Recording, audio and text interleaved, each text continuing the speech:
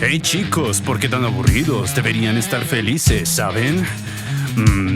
Mejor acompáñenme. Es tiempo de divertirse.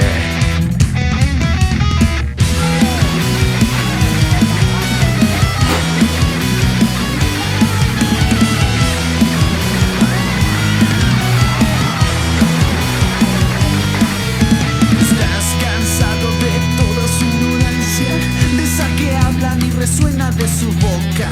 No hace falta que nos den su inteligencia, ya que es muy tonto obedecer a su inconsciencia, porque no aspiran el aroma de vergüenza, aquel que llena su vida cabeza y se rebelan y empiezan a dar vueltas, ya que es muy tonto creer a su abstinencia.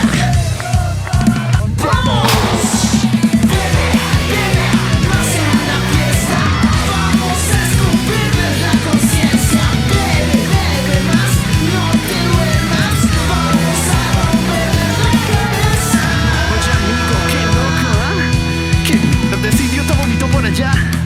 Bueno, en fin, ¿por qué no disfrutas del resto de la fiesta? Después de todo es el mismo destino para todos.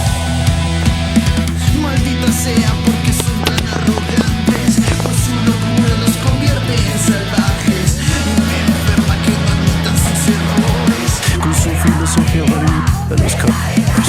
Bebe, bebe, más en la fiesta, vamos a escupirles la conciencia. Bebe, bebe más, no te duermas, vamos a romperles la cabeza.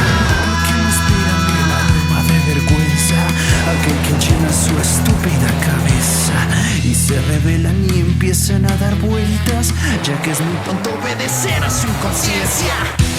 Bien amigos, ya que ha acabado, déjame dar un anuncio.